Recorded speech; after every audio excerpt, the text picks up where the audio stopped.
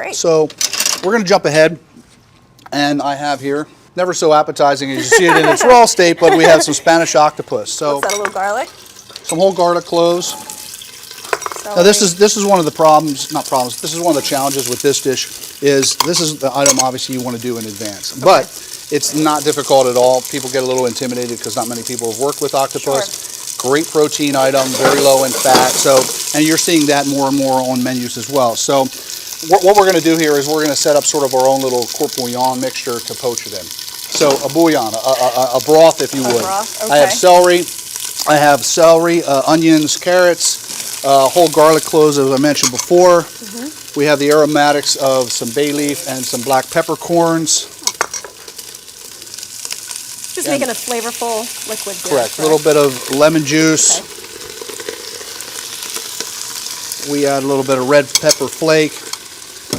And for this preparation, for our recipe that we do, that we worked out with Chef Emerald here, we do a lot of cured bacon, our own cured bacon in-house. So rather than rendering it to really extract some of that flavor, we put it in essentially raw. Just even big chunks of it? Big chunks. Nice. Okay. A lot of flavor going on there.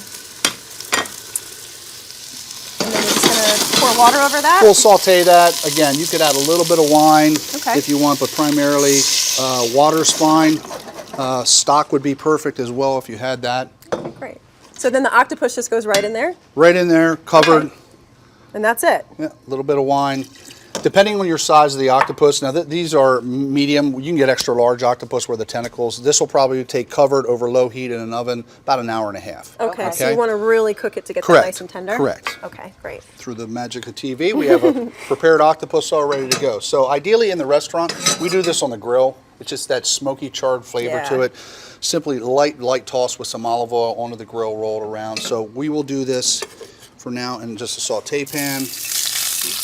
So this is, for this salad, this is only the only really warm component to it. Okay. We'll just let that cook lightly. So let's finish the dish. Okay. It's really very easy from here.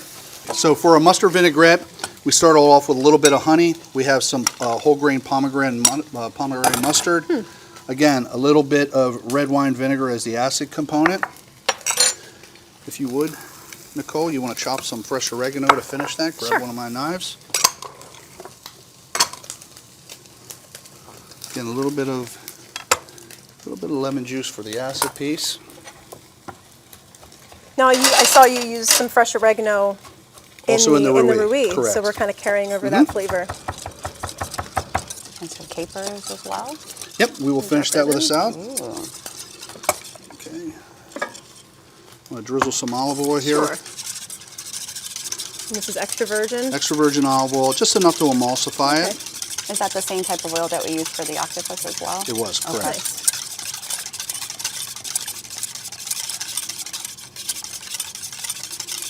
Okay, that should be good. Perfect. You want to grab a spoon and give a taste there, see how we did? Don't mind if I do. Just our seasonings. All right. It's good. Ready to go? I think so. So this, you're really just crisping the octopus Just to give a nice little bit of texture, as I mentioned. Okay. The grill is kind of my preferred way as far as that goes, with that smoky texture, which works out really well with all the other components in the dish. So, okay, great. So for plate up, we will take a little bit of the chorizo-rouille. Now, what you just put in here? Okay, so some arugula, and again, it's all about combinations of flavors and layers and so forth. So the capers obviously has a nice little briny vinegar base, capers. the rouille we spoke of. We have some green Greek olives here.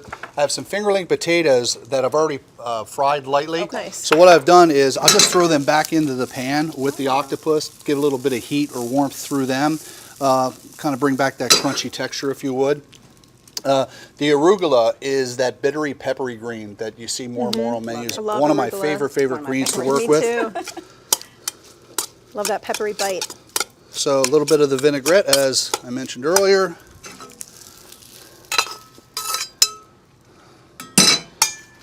And you toss it all together, so everything gets coated in that dressing. Everything gets coated in the dressing. So. I have to say, the rouille is such an interesting touch to this dish with the chorizo in there. I'm so intrigued. It tasted so good. Yeah. I'm waiting to see this all put together. Exactly. Victor truly is an artist with his food. It really looks fabulous. Okay. Oh my goodness.